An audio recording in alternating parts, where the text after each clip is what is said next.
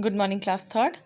बच्चों सब्जेक्ट है आपका English one. So please open your English one book और इसमें देखते हैं आज हम क्या पढ़ने जा रहे हैं। तो सबसे पहले आप अपनी बुक ओपन करिए और उसे ध्यान से सुनिए क्या पढ़ना है।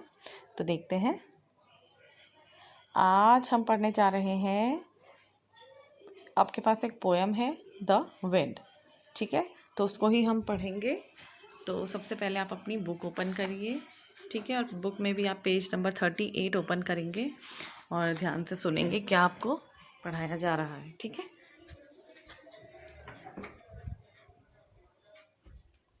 तो देखते हैं, पोएम स्टार्ट करते हैं हम।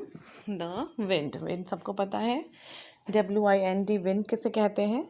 विंड मतलब होती है हवा, ठीक है, ओके। तो देख लीजिए द विंड, पहले हम इसे पढ़ेंगे तो आप भी साथ साथ पढ़ेंगे इसको। I can get through a doorway without any key and strip the leaves from the great oak tree. I can drive the storm clouds and shake the tall towers, or steal through the garden and not wake the flowers. Seas I can move and ships I can sink. I can carry a housetop or the scent of a pink. When I am angry, I can rave and rot.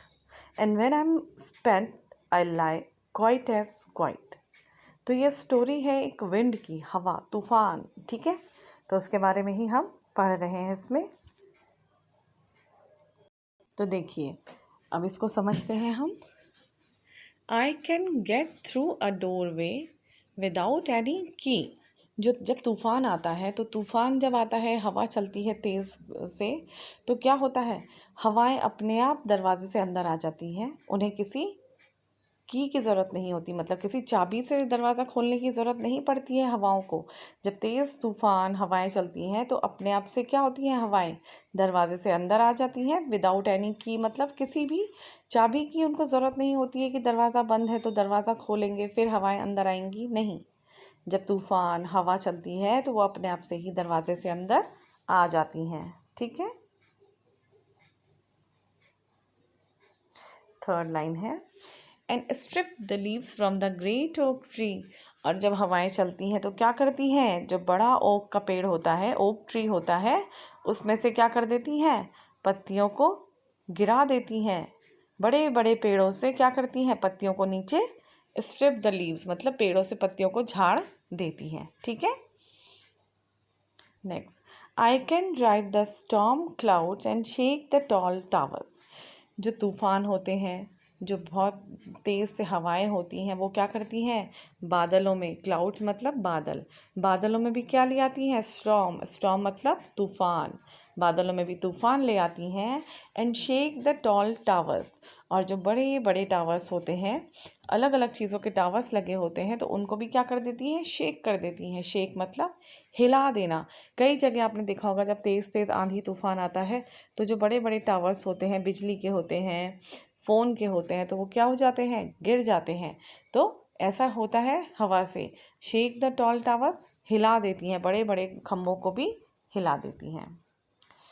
और steel through the garden and not wake the flowers, और garden से क्या कर देती है, फूलों को चुरा देती है। फूलों को चुराना मतलब उनको तोड़ देना, डालियों से उनको गिरा देना, लेकिन फ्लावर्स को इसका पता नहीं चलता है। नॉट वेक द फ्लावर्स, लेकिन फूलों को बिना बताए गार्डन में घुस जाती हैं और उनको जगा देती हैं। Seas I can move and ships I can sink. Seas को क्या करती हैं, मूव करती हैं, समुद्र में एक क्या ले आती हैं, हलचल ले आती हैं, और जो उसमें बड़े बड़े जहाज़ चलते हैं उनको सिंक कर देती हैं। सिंक मतलब डुबा देना, ठीक है, सिंक मतलब होता है डुबा देना। तो समुद्र में हलचल पैदा कर देती हैं हवाएं, तूफ़ान, और जहाज़ों को डुबा देती हैं। I can carry a house top, वो अपने बारे में बताए, ये सारी बातें जो है विंड अपने बारे में बोल रही है।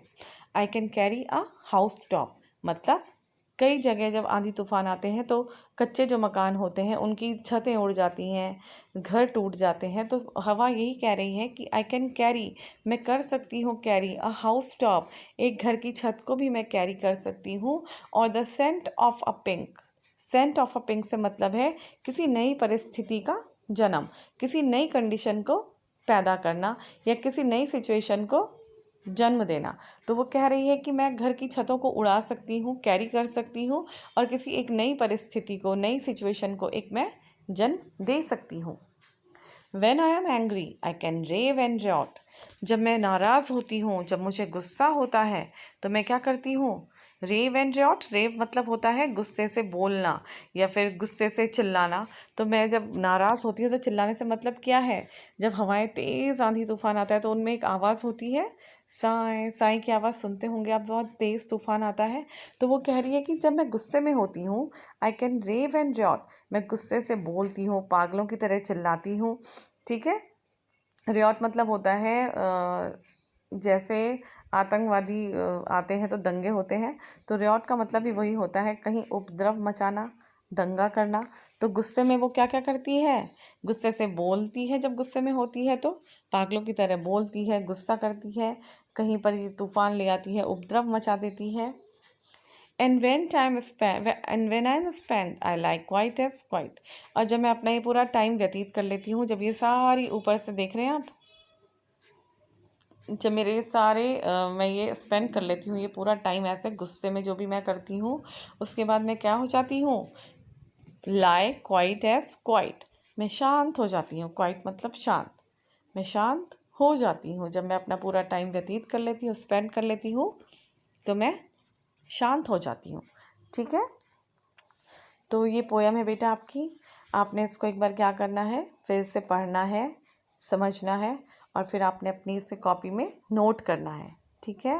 तो इसे आप लिखेंगे अपनी कॉपी में एज अ होमवर्क। ठीक है। पूरा लिखेंगे फर्स्ट लाइन से एंड द लास्ट लाइन तक, और इसके बाद हम इसमें आगे बढ़ेंगे नेक्स्ट वीडियो में। ओके।